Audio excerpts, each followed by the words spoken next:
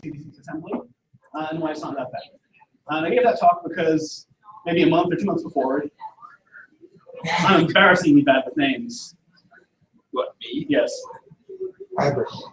Excuse me, sorry, very, very poor with names. I'm really bad at it too. It's gotten to the point where people introduce themselves and just, I realize how bad I am with names. I don't even want to try to remember anymore. It's really Hey, you have a name? Sometimes I will introduce it on the next slide. Okay. The notes will be published too. If you'd like to remember it. He gave a talk on doing a lot of different incident response tasks. And the presentation was really cool, but one thing that he avoided a bit is malware analysis. So anytime the topic came up, kind of skimmed over it a bit. So I figured, okay, well, malware analysis is something I do, right? So I can do a presentation on that. But I realized kind of a prereq, sort of, and I'll get into why it's sort of a prereq, is knowing Intel x86 assembly. So I gave that a couple months ago, and this is kind of part 2 to that. The cool thing is if you weren't there or you have not yet mastered Intel x86, you should still be all right. I'll talk about why in a minute. So my name is Brendan. Again, if you are like me and terrible with names and you'd like to remember, this will be online, where you can download my name and keep it forever. I will publish the slides. Yes, I will, to the mailing list after. So if you're interested and inclined to take some kind of note, you're welcome to, or you can just wait until I publish them later. And this will be on YouTube, and I'll put the link to the slides on the right, or interviews or something. Maybe I should skip these slides then. No. So again, this talk was from Freaknik, which was a couple of weeks ago. And a day or two before Freaknik, there was an event at Georgia Tech, or GTRI, excuse me. The Georgia Tech Cybersecurity Summit. And it was a really cool event, and the keynote was really good. But there was a quote there that kind of caught me as a little odd. So Dave Vitale gave the keynote, and part of it was this quote, and this is straight out of his slides. The answer is not better malware analysis. The answer is to never do malware analysis. But I had this talk coming up, so I kind of get something.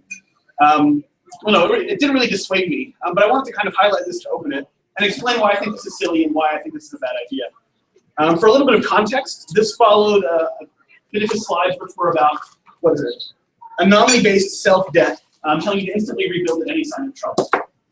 So okay, I kind of agree with that, right? If your machine's acting wonky, maybe you don't need to know exactly what happened before deciding to just kind of scrap it. But I still think there's value in doing an investigation. So from a couple minutes earlier from this slide or from this presentation, which is online, that's actually a link if you download my slides, you can then download his slides. But another quote there, and I've added some in the beginning for context, was, a problem with some threat intelligence feeds is that your company gets the same anomaly model as every other company. Now, that's certainly a fair complaint, kind of. I disagree a little bit, but I work for a company that sells one, so I guess I won't get into that too much. But I think these two statements were kind of contradictory, this and the one before it. Now, I'll explain why. So for one, question? No, I was waiting to see why you say that, but that's part of your presentation. Yes. Yes. So typically when people think about malware, either the first or second thought they have, or maybe both, is that malware takes information and takes it out of your environment. Because it does, and that's really a fair thought. But something else important to think of is the fact that malware leaves behind a lot of information as well. There's a lot of different types of information. Some you might care about, some you might not. But some examples are things like command and control hosts. If you're on an incident response team like a firewall, then these can be helpful for a response or for blocking further attacks. You can find encryption keys. Say there's a big file on your disk or traffic that you've captured but is encrypted and you want to know what's in it. Encryption keys can help you produce that information. Implementation flaws. Has anyone here ever written code? At least one person. Cool. No, quite a few. If you have, you likely know that code doesn't always work the way you expected it to, or the way you wanted it to work. The malware is not any different. The same thing happens there. A big example is crypto defense, which was kind of like a lookalike for CryptoLocker. When it was implemented, the crypto was kind of implemented soundly, but they used the wrong key size. So people were able to attack their keys and get their files back because of this implementation mistake. And this was learned through malware analysis. You can also find things like exploits, which, like in wormy things, you'll find it, but really I don't see it too much. But most importantly, is you can find out about malware capabilities. It's like the saying I like is, or not the saying I like, but a popular saying is, you don't judge a book by its cover, you read it. Malware kind of works the same way. If you have a piece of malware, you'd like to know what it does. You don't just look at what it explicitly tells you or what you can read online. You kind of dig into it a bit and see. So this is not an exhaustive list of things that you can pull out of malware, but there's some good examples of reasons why I find it at least useful to go into it. So this goes back to why I disagree with those quotes and why I think they were kind of contradictory.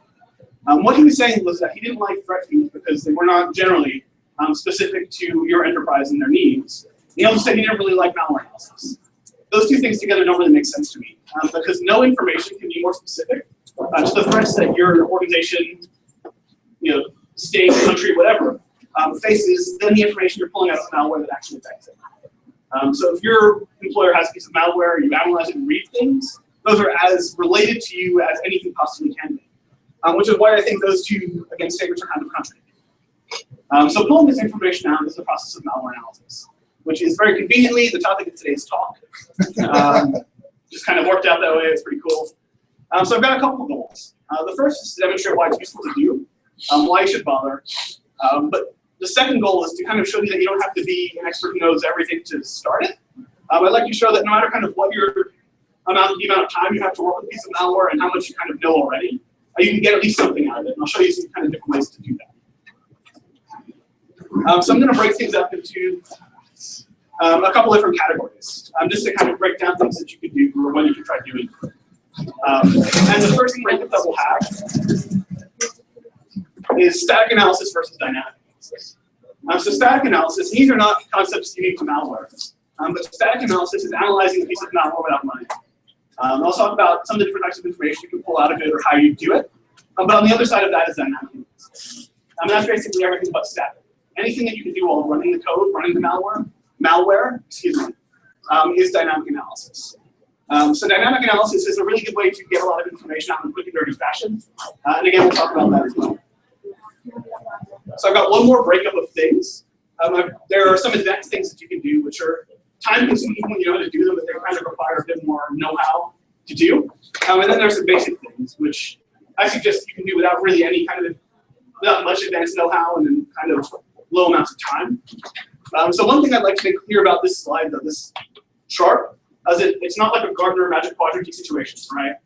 So it's not like doing advanced dynamic is the best, and you have to settle for something else. It really depends on your skill level is kind of a harsh term, but like your know-how and the amount of time you have to deal with things and what you need to get out of it. So again, it's not that you want to shoot for top right, but you want to figure out which of these is best for you.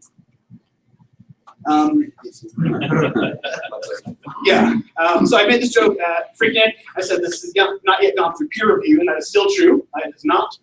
But I believe it to be kind of true. And what I hope to show here is that spending more time will often get you more things. But typically, the more time you spend, I guess the rate of return is lower, right? So again, I'm pointing at completely fake data. But the things that you can get in the first increment of time can get you kind of far. But if you need to go all the way to the end, you're going to have to spend a lot more time to do it. So again, maybe I'll revisit this graph. But again, I feel pretty good about how it looks. Do people kind of get what I'm hoping to show with this graph here? Okay, cool. I was so excited I got to put this in something. It was custom made for this. Yeah, I spent a lot of time on that. So basically, this is the first time that Microsoft Paint has actually been used. Yeah. So, In a slide. yeah, so Hey, you know what? This graph is online independently. If you just like this part of it. Anyway, the important question you have to ask yourself is what information would help you specifically, right? It's like, say you're a malware researcher looking to help effectively completely dox a piece of malware. You want to go line by line and figure every single thing out. That's cool. It's really cool, actually, but that's not always the case. So like, say you're on an incident response team. You just want to figure out some clues that you can use to find other infections in your network. Or you work for like an AV vendor, or you manage an endpoint solution at work. You just want to see maybe some files that it touched or some registry keys that it modified. Only certain types of information, kind of nervous about how to phrase this, but certain types of information are way more valuable to you than others, depending on what you do and what types of ways you can use that information.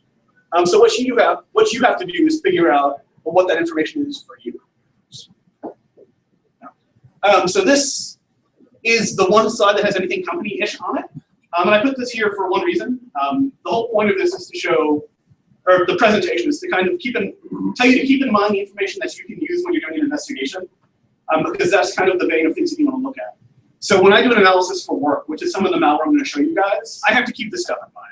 What this basically means is that I work with a network visibility problem. So what I see is network traffic. It is not endpoint indicators or anything like that. So when I'm going to go through this malware, I'm going to look for things that are specific to network communication. This might be the same for you, it might not be the same for you. But you should know that that's the vein that I'm approaching this from, and you should know that's why I'm showing you this. A rundown of some things that you can do. So, okay, the kind of, disclaimer, excuse me, the kind of standard disclaimer of don't try this at home kind of defeats the entire purpose of this. So I will tell you to try this at home, just do it in a prepared environment. So if you're going to be mucking around with malware, things happen. A lot of the times you'll be doing it intentionally. But kind of something, a phrase that I kind of came up with that I like is that there is a very thin line between dynamic analysis and just getting owned. Really a very, very thin line. So you want to make sure that you're on the right side of it, right?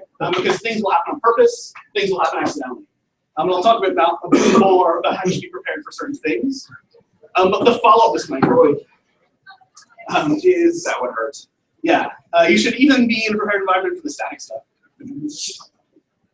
I stole your drink and then I never brought it back. I was like, I made this drink and I don't even know what it's for. Where it goes. Thanks. So the other thing is, yes, you should even be prepared for the static analysis stuff, or when you don't think things can go wrong. Because you will double click things accidentally, you will right click and run them, you will do all sorts of things. But a bug that kind of came out, this was October 27th, just days before Freaker, there was a vulnerability disclosed or published, excuse me, not in strings itself, but in the library that strings use. So strings I'll talk about in a little bit, but let me just actually read a sentence or two here. Vulnerability in one of these strings, you can read that. But one of the first things a malware analyst does when encountering a suspicious executable file is to extract the text strings found inside of it, because they can provide immediate clues about its purpose. This operation has long been considered safe, but it can actually lead to a system compromise, a security research. All of those things are true. In fact, it will be the first thing I show you me doing in just a moment. But the point of me showing you that is to show you that even things you think are cool and safe can get you owned if you're dealing with things that are malicious. So again, just make sure your environment is prepared. I won't talk too much more about how to do that. If you have questions, you can talk to me, you can Google it, there's lots of stuff. Start offline. So, yes. So this is dangerous. Don't do it on your computer. Use your neighbor's computer. Yeah. It's basically the subject.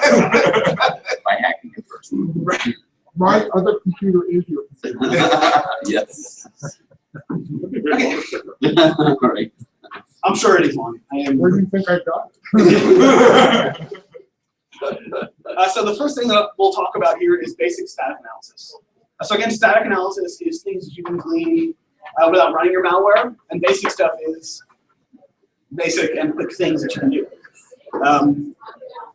So I kind of liken it to trying to figure out what's in like a Christmas, birthday, holiday present before you're allowed to open it.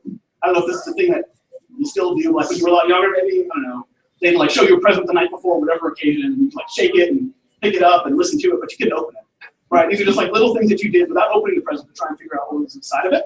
And static malware analysis is kind of a very similar thing. The idea is to try and find as much interesting information as you can without either A, running it, or doing some kind of deep parsing on things. Is it hard to see? Oh yeah, I don't know where you learned that white on light blue is. So that says observe meta information about the malware. Exactly, my point. Looks fine here. Look fine at freaking thing. Observe meta information about the malware. So I'll read you the squares as they come up. There's only 4. Is this super high contrast or? It's small, and I'll explain to you what's in it. It's impossible to read. Yeah. So there's. I don't know if we can like lower the contrast. So you're gonna post this online? Yeah, it'll all be posted online. Yep.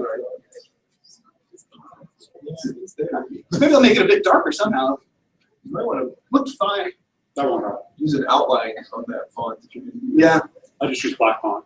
Anyway, so like I said, one of the first things you'll do is run strings on a piece of malware. So this was me doing that. So a couple of weeks ago, maybe a month or two ago now, there was this bug shell shock, right? It was the really big thing of the, it's still a big thing. It was kind of a really, really big thing. And one of the concerns about it, due to the nature of the bug, and I won't like explain shell shock too much, was that it could turn into a war. One of the concerns was because so many people were vulnerable. They were vulnerable remotely. There was no authentication required. It was a very trivial bug to exploit. It seemed like a pretty trivial bug to exploit in mass. You could do it programmatically. There wasn't really a lot of like manual effort required. So we thought, hang on, this is like, there's going to be a worm here. So There weren't. There were malware. There was at the time malware being spread by shell shock, but it was not a worm. And I'll explain the difference in a moment. Oh, actually, I'll explain it right now. So that disclosure was on a Thursday morning, afternoon, evening. Friday morning, I came into work and I started hearing about all the shell shock malware. And again, we're expecting a worm, so I keep pulling down all of these samples. And these were being dropped on people via shell shock exploitation. So you can see it in your logs, you can see it downloading other malware and running it. But the thing is, we wanted to know which one of these were the worm, because again, we expected one to come pretty immediately. And there were a lot of samples coming in, so we kind of wanted to be able to figure it out pretty quickly. So one of the first things I do, like that article said, is run strings on a piece of malware. And these are just regular old plain strings that came out. And what you can see here is just in this one screenshot, and what it shows you, and again, it is kind of hard to read here, is at the bottom we saw common usernames and passwords. Above that, we saw some IP addresses that we used for command and control. Or we saw IP addresses, we assumed it was command and control. We saw DDoS statistics. So things here that said junk flooding, X for Y seconds, UDP flooding, X for Y seconds, TCP flooding, X for Y seconds. So this does not tell us everything there is to know about this malware by any means. But it tells us that there's probably a DDoS bot, right? So this did not spread itself. And to my knowledge, at least in the first week or two after, there were no examples of malware that actually spread itself. So people were using scans to do it, but the binaries themselves wouldn't then start scans again. Yeah, I see the distinction you're making. You're right. Well, those things were definitely joining channels and trying to link up. Oh, sure. And yeah, and they would make C2, but there was, what a worm is malware that spreads itself. Yeah. And none of the malware, at least that I saw in the weeks after or read about, was doing it. Does anyone know anything to the contrary? No. No. Okay. Well, got my hopes up a little bit. Because I'm very excited for that. That would have been kind of fun to play with. But nothing came about. So we learned all of this about this sample. It was a DDoS bot, the kind of things that it did. It tried brute force login attempts. This was learned in about 10 seconds. We just typed strings on this in our prepared environment, and all of this information came back out right after that. The first few guys to go after shell shock used absolutely no obfuscation at all. No. It was wonderful. Right, and I'll talk about sometimes where this isn't as useful. Here, it's just plain old, look, we can see everything. And in fact, it's not really related, but it's a little related to shell shock malware. We saw a bunch of people owning people, and the payloads were Perl scripts, which is awesome, because you can read it. If you can read Perl, you can read it. And they connect to IRC channels for command and control, so you can see all of the responses from every bot. Yeah, it was really quite cool. Well, it was really quite immensely stupid, but it was great for us. Yeah, perspective is an important thing here. Right. So some other things that you can do in static analysis, and this is using a tool, IDA. You can do it outside of IDA. It's just the tool that I do this stuff in. But there are tons of free alternatives. It's looking at functions that different pieces of malware will import. So this won't tell you everything. It won't tell you so many specifics. But if we look around, we can see some of the libraries that's importing in Windows. For example, WinHTTP. So we can see that it's going to set up a Windows, probably HTTP, potentially HTTPS connection. We can see some of the crypto libraries. We can see the libraries that this piece of malware is importing. So again, that doesn't tell us too much. It doesn't let us paint a perfect picture. But for the amount of time it takes to do, it's some useful info. There is a problem, though, because all of this, like I said, is some of the easy, quick stuff that you can do. And it's almost all defeated by the idea of packing malware. So I'm not sure how many people are familiar with the concept of packing or crypting or obfuscating. But unfortunately, what a lot of people do with malware to help it, A, either avoid detection, or B, make analysis a bit more annoying, is this thing called packing. What that basically is it takes, the very short summary is it takes all of the contents of a piece of malware, a binary, encrypts them or scrambles them in some fashion that's a pain, and then sets up just a little bit of code that will then execute it properly at runtime.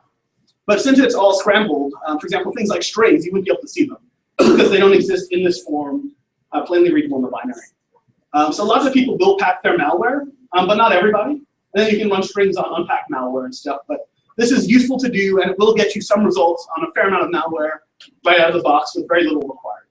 So we're going to move on to basic dynamic analysis. Does anyone have any questions about that before we go? I'll read you that in a second. No? Okay. So basic dynamic analysis, what it says in the box is execute malware and observe behavior. Sorry? Oh, nothing. It was Execute. light on blue. Right. Execute malware and observe behavior. The cool thing about packing, and I hate to call anything about packing cool or fun, is the fact that if it's packed so hard that it can't be executed, it's very poorly packed, right? Because their malware still has to run.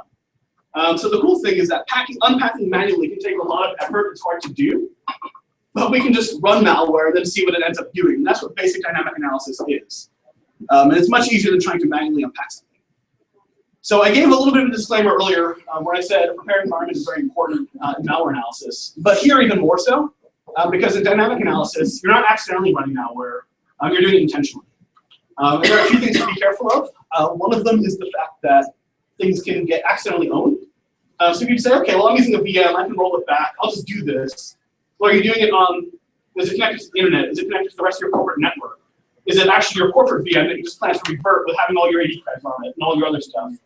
All of this are things that you do not want to do for malware analysis. But the other important part about setting up your environment, and this is where I was supposed to use the whole, there's a very thin line between dynamic analysis and getting owned. And the reason I said that was because if you run a piece of malware on a system without any like capture tools set up, you're not going to see anything, generally.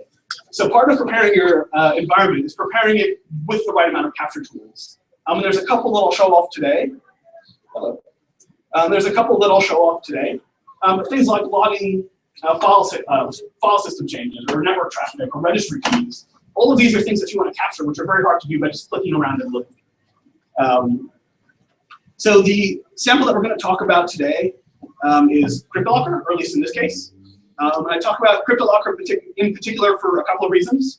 One is a piece of malware that a lot of people know about. Most people know what it does, kind of. So by doing an analysis here, you're going to hopefully be able to see the things that you've read about online, where that information actually comes from. Additionally, it analyzes quite nicely. So as a bit of a thing, just a bit of a side note story, these are two screenshots that come from an infection. The one in the back is a window that pops up. It just says, hey, you've been owned. Click here to pay us. But the one in the front is kind of my favorite. So the text is small, but that is what CryptoLocker would change your background to when you got owned. And it says, your important files are encrypted, yada, yada, yada. If you see this text but do not see the CryptoLocker window, then your antivirus has deleted CryptoLocker from the computer. And that was a little bit of a problem for me because A, it's true. But B, I wanted to make this people's background when they left their computers unlocked. The problem, though, no, it's not. It's a very bad idea. Fortunately, not from experience. The help desk guys will be coming looking for you. Well, so the thing is, the next paragraph after that is you can download CryptoLocker from the link below. Yeah, so now it's cool because CryptoLocker isn't really a thing anymore in this form. But at the time, those were all live links. So the last thing I did was like, I got you. Oh, you actually downloaded CryptoLocker. Wow. And you also like clicked on the link in a piece of malware too. Like, you shouldn't click links, so I just didn't. So now I just tell people and hope like I can live out the fantasy that way. So this text here is kind of intentionally small. So something about malware analysis is that there is a lot of logs. Lots of logs, lots of information we have to consume, particularly in dynamic analysis. So fortunately, or unfortunately, depending on your view, I'm not going to show you every log line because there are tens, if not hundreds of thousands, depending on what you would like to do. Instead, I'm going to show you some actual snippets so you can see the information really is there, and then show you what they mean. Is that Process Explorer? Yes. So this, thank you, is process. No, I think this is Process Monitor. I get the names of the two confused sometimes. Yeah, that's probably fine, right? Yeah. So this is a free tool that anyone can download from Windows from the Sysinternal suite. This is Process Monitor. Yeah, Process Explorer is also really cool, but that's something I'm talking about right now. So we're going to walk through an execution to try and get some info without having to actually do anything else. We're just going to let the malware run, and hopefully we can discover what it's doing. So the first thing that you see here is me executing the malware. So I just double-click it, and we see process start, and it creates threads. Okay, so for pretty much any binary run will look like this. But it's good that we can see it. So we have the PID to follow in case we'd like to use that in the future as well. So as it starts going through its execution cycle, we see something that's a little interesting. And at the time, the first time I read this, it wasn't interesting. But something that was interesting in hindsight, which is what malware analysis kind of is that the malware loads this DLL called RSA-ENH.dll. And as it's labeled here, that's Microsoft's enhanced cryptographic provider. So lots of binaries will do that. But after seeing some things that we'll see in a minute, this becomes a little bit more interesting. So okay, once we run the malware, it starts to do something. The question is what? And it looks like we see it trying to establish persistence in some fashion. So these are a bunch of log lines that go back and forth between read file, write file, read file, write file, read file, write file. So we see that the file being read is the binary that I executed on the desktop, and the file that's being written is a copy of the same file being put in app data. So okay, we see where the malware is copying itself to. This is some behavioral stuff that's useful for us. Okay, so then once it does that, once it's made a copy of itself, it spawns a second copy of the malware. So we've got 2 cryptolocker processes running. Okay. Oh, okay, and here's why. So this is a loop of something happening over and over and over again. This is, let's see, reg open key, reg query value, reg close key. And the key that it's happening to muck with is the run key. So, yeah, that may mean something to you. If it doesn't, just Googling that key will tell you it's pretty clear what it's trying to do. So the run registry key, as well as like run once, but for the most part, the run registry key is one of the ones that tells your computer what to do every time it boots up. So this is CryptoLocker saying, hey, okay, next time they reboot, make sure I start up. And it's just spamming this over and over and over again. That way it stays there. So now we kind of have an idea of how it's maintaining persistence. It's making a second copy of itself, it's moving itself, it's running itself twice, and then it's just spamming this registry key stuff. So Okay. if you go in and delete the key manually, it's just going to respawn the key. Unless you kill both of the processes that are running, yeah. So that, yes. Do the 2 processes watch each other to see if they, oh, how evil are they? So what you can do is, you can suspend one, kill the other, and then kill the first. This is the thing you can do. Yeah. If you'd like to, just for the specific situation, we see like a buddy system kind of thing. Yeah. So okay, we see how it's maintaining persistence, or establishing and maintaining persistence. But then we get to the part that for me is the interesting stuff. So again, what I said was that I am interested in network traffic, because that's the kind of tools I'm playing with, right? So we see these commands TCP send and TCP receive, and we see it going to particular network hosts. Okay, so at this point, I switch over to Wireshark. This is the same thing, but a bit bigger. Excuse me. So Wireshark is a program that captures traffic. It lets you, sort through and filter and read through packet captures. Also a free utility. But I think those are actually the only 2 that I'll use in this part to learn all the things that we'll learn. So we see a bunch of network traffic. So again, this to me is the part that's really interesting, because it's what I care about. And I don't know if you can see it, but this is all DNS requests. And the DNS names look kind of garbagey. It's just, I can't even try and read one out to you. It's just random letters. .net. Some of them are .ru. .com, .net, .org, .biz. Is malwarechina.biz in there? It's not. Were these DGA based? They were. I didn't know that at the time. You will all know that very well in a couple of minutes. So we'll step to the DGA a little bit. So okay, I see all this network traffic with these weird domains. It keeps going and going and going. This is kind of typical for malware, because a lot of times you'll have a couple of hard-coded domains, hard-coded IP addresses. But I mean, this is going and going and going. Until eventually it finds one that isn't a sinkhole, and it downloads command and control traffic, and the network traffic stops. Okay, so that was really interesting for me, but now let's go back and see what the malware is going to do. So we step back over to Crocmon, and we make this registry key called public key in the CryptoLocker registry. Not very subtle. Presumably it's public key. We don't know that for sure, but presumably it's public key. And then after it does that, I think it's the same thing but bigger. After it does that, it starts going through my prepared environments disk. And it looks at every file, as well as every file on every mounted directory, or mounted share, thank you, that I'm connected to. So it scans them all, and it looks for certain types of files. So here we see it finds a readme.pdf file. And it starts to do something with it. I'm not entirely sure what yet, but I see it doing that same thing where it makes a copy of it somewhere else. Okay. So it keeps doing that for all of the files on my disk until it's done all of them. So at that point, it writes the name of every file that it's mucked with into a registry key, and then starts over. And it goes over and over and over and over. And it presents us these screens that we saw just a minute ago. So what happened there is I ran it once or a couple of times, just because things don't really always work out perfectly once. And I got all of that information. So what we now have to ask ourselves is, what information do we know?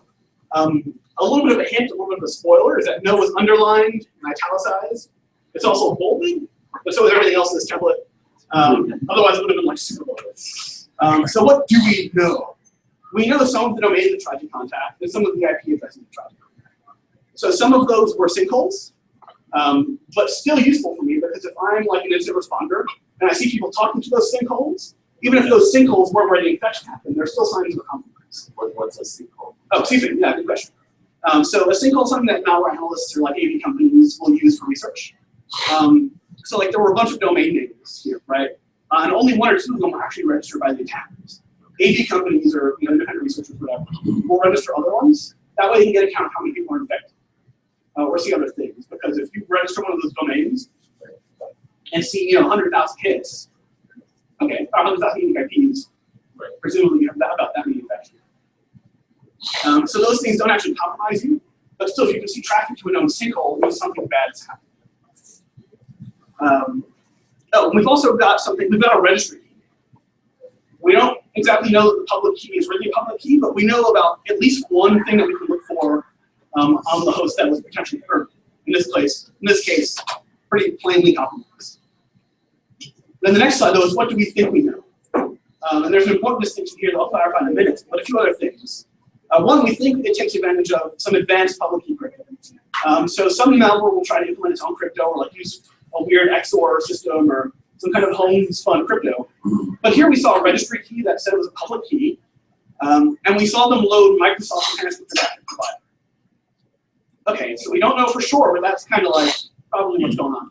Did it have it as an import? Yes. Yeah, it did. It just wasn't in the screenshot earlier because there were a fair amount. Then we see it looped through a ton of DNS requests, looking like garbage names, until it eventually found an active real one and downloaded some things.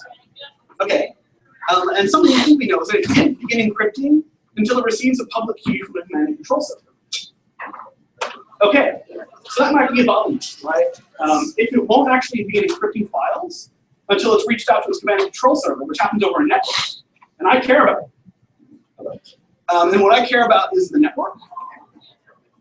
That's a thing for me. Like maybe that's where I'm going to start focusing. So I'll read you the fourth box in a moment. But I wanted to make it clear why there was the distinction between things that we know and things that we think we know. Because what I just did there, you saw me run the malware one time. Maybe on Tuesdays it just RMs your box. Like we don't know that. We don't know what the malware can do. We don't know all of its capabilities. We just know what happened this one time.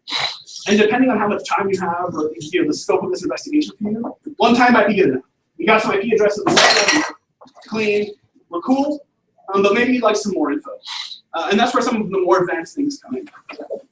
So I lit up two boxes here. The first one is advanced static analysis, which is malware disassembly. And the other one is advanced dynamic analysis, which is executing the malware in a debugger. So for the context of the presentation, I'll kind of lump these things together because they are very similar. I'll leave it at that for today, I guess. And this is where we're going to be getting into some assembly. So hopefully, is anyone here familiar-ish with assembly? Did you call it debugger static or dynamic? Dynamic. Oh, sorry. Right, you're actually executing the code. Yeah, I know. I thought you said static. No. What I said is I am grouping them together for the context of the presentation. Just because it's the assembly stuff. For a lot of people, assembly is where they draw the line between advanced and beginner, which is fair. You should learn assembly though, because it's cool. It's not the worst. It's not French. So that's well, where we're going. We're going to start digging into the binary, whether it's statically or dynamically now. So I quit. right. So that's supposed to be a reaction for this. Sorry. So this right here is the hex representation of a piece of crypto. Obviously, it's not all of it, unfortunately. It's a piece of it. And this, to me, makes no sense. I assume it makes no sense to any of you either. Because, look at it. What is it? It's nothing. Fortunately, though, we have tools that can turn that into something a bit more usable. So this is approximately the same snippet of code. The sizes don't line up perfectly that I just showed you in that block. And what this is called the disassembly. So the reason that this is very useful is because, again, I said you can run a piece of malware once, you can run it 1,000 times, but you can't guarantee you've hit every code path, or at least know what every code path will do. If you want to know for sure, the way to do this is to look at the code. Unfortunately, when the way you get something like this is by compiling code, which is for the most part a one-way process. What we can do is we can turn it back into assembly. So that is where we're going to start, I guess, digging into from here. What did you use to do that? This is made in IDA. So has anyone here not heard of IDA or IDA Pro? Yeah, okay, so IDA is a disassembler. It also has like a decompiler, but it's pretty expensive if you are working for someone who's not going to buy it for you. So there are some either free or low-cost alternatives I'll mention in the presentation that you can use to do things like this. So the problem, though, is that it's kind of hard to just look at this and quickly get a picture of what's going on here. Even though this has some API call, but sometimes you'll listen to a string of assembly and not get it, right? It's a lot. And that's kind of assembly's downfall. There's a lot of little parts that you have to put together. Fortunately, though, I know what I'm interested in. Again, network traffic is my bag, right? We think we found that thing, that bottleneck, where it needs to make some kind of web traffic before it'll download the keys, which we think it'll do every time, and then infects it. So for me, that's my entryway into this. And I'm going to start there. So again, for you, maybe this is registry keys or touch files, whatever the information is valuable to you. So for me, it's that web traffic. So this is a similar screenshot from earlier with a red arrow at it. What's highlighted is the Win HTTP connect function out of the Win HTTP library. So Windows API call. Unfortunately for us, something fun, very high contrast here. Something fun about Windows malware is that a lot of it uses the Windows API, which is documented. Right. In nauseating detail. Sorry? In nauseating detail. Yeah. It's really actually not too terrible. I don't know. I guess I should stop saying things aren't just too terrible. No, it's actually quite cool, I think. Instead of having to completely reverse all this code. So this is the Windows documentation for the Win HTTP connect function, which is the one that I've highlighted in red. And it takes a couple of arguments, but the valuable one is the one that I'm pointing at in red here. It says it takes a pointer to a null terminated string that contains the host name of an HTTP server, or the IP address. Okay, so we saw all those DNS requests that were a prereq for downloading the key, which were a prereq for encrypting the system. And now we see what function in code needs to take those HTTP, the URLs. Looks like a good place to start and work backwards for me. So fortunately, we can see where in the code calls are to this one HTTP connect function. And this is something I didn't just show you. I think most disassemblers can just show you. Like GDB, you might do a little, but things like Hopper, this is not a challenging thing to find.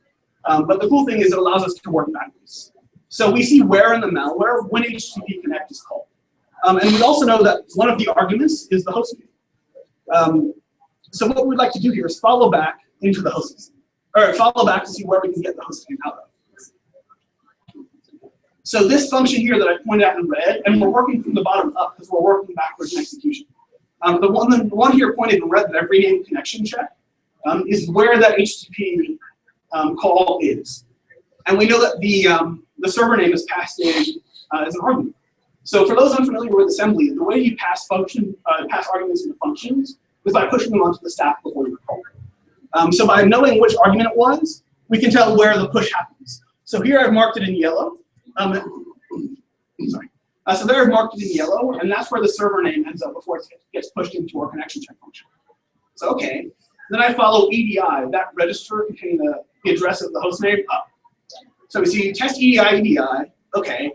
Okay, so let me see move EDI, EAX. This tells us that whatever was in EAX at that point gets put into EDI. So now we have to follow EAX numbers. So another assembly thing to know is that when you call a function can return a value, right? So in a lot of higher level languages, when you return a value, just x equals function or whatever, or you can pass a pointer. But in assembly, what happens is after a function runs, it's supposed to leave the return value in the EAX register.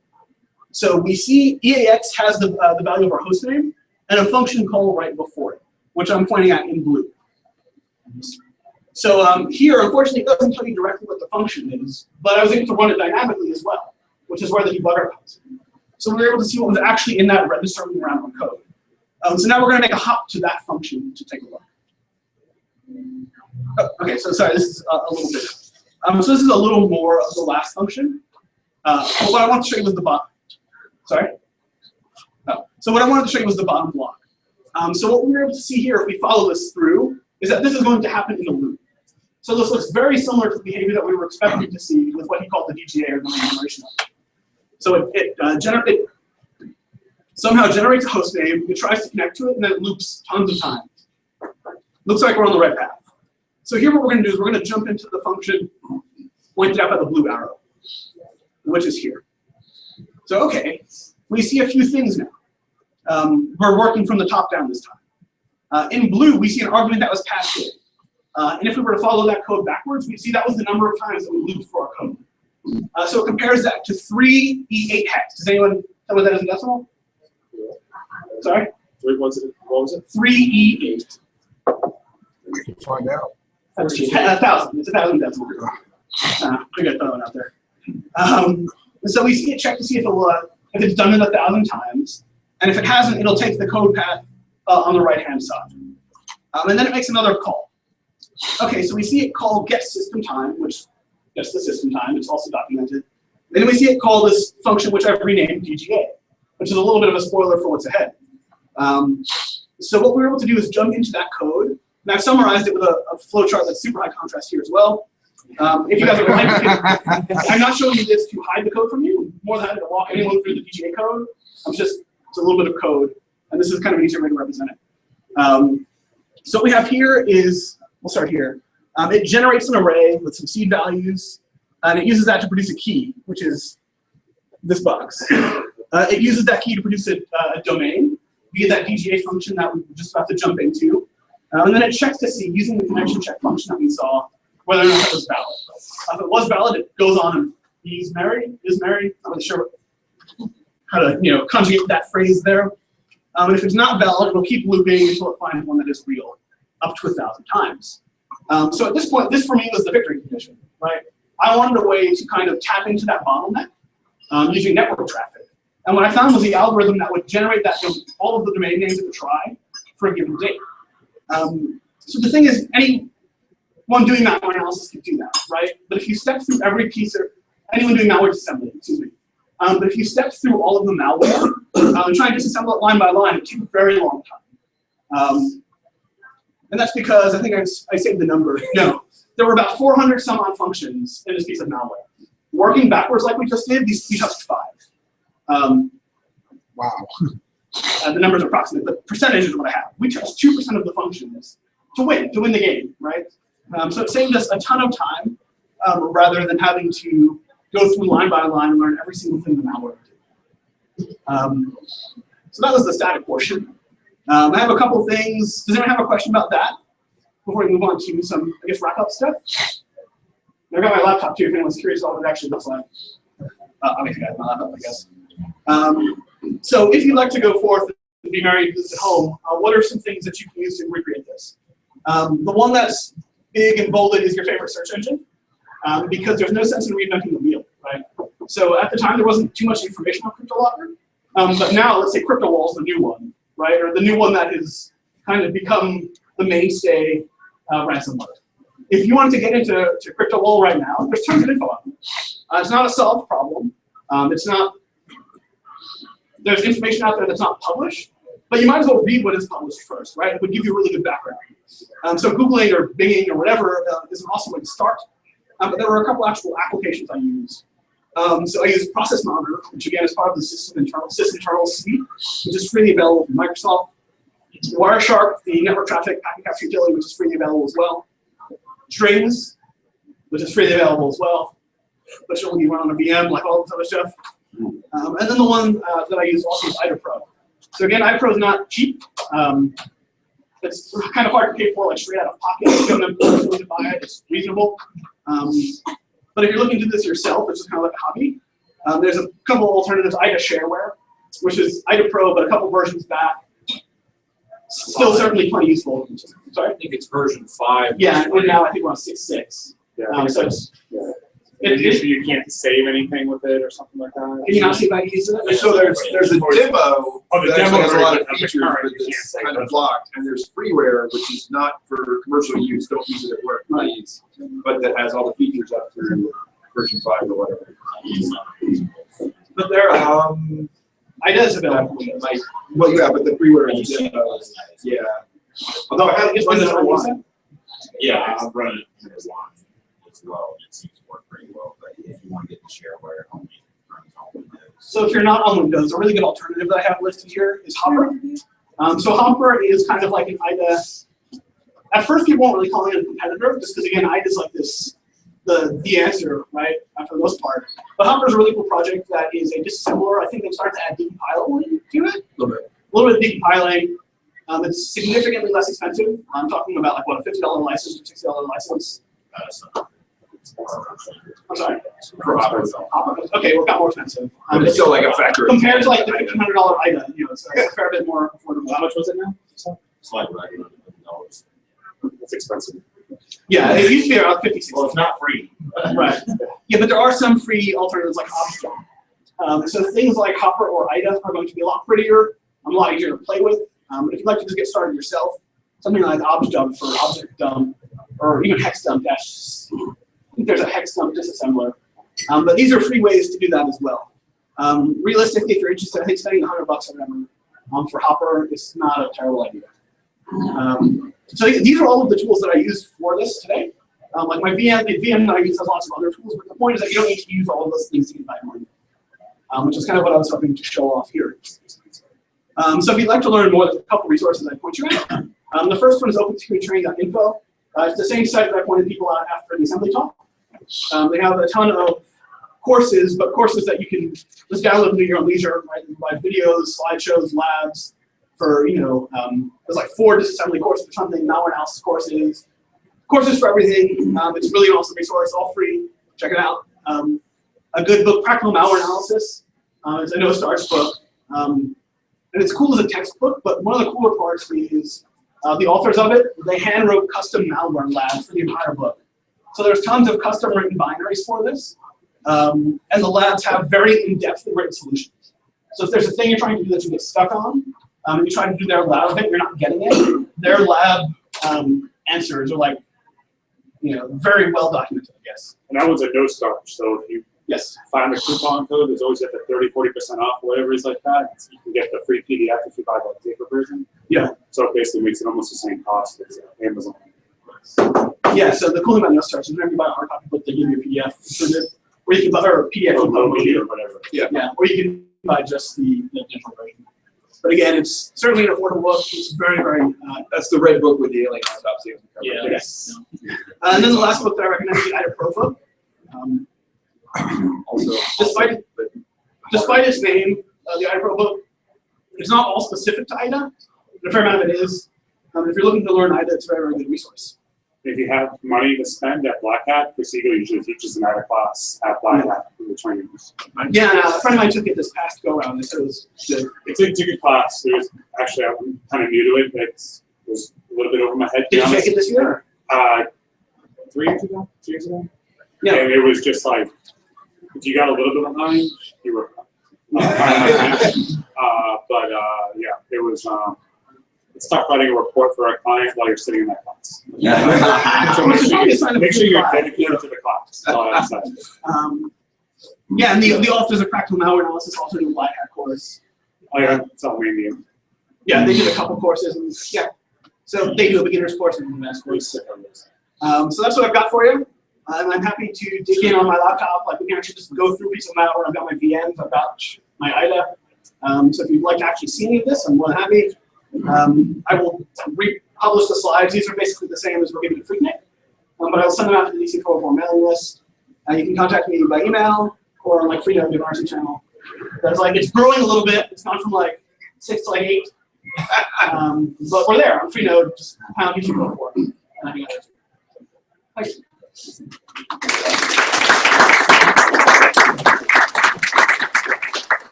It's the mask that gives it away, I guess.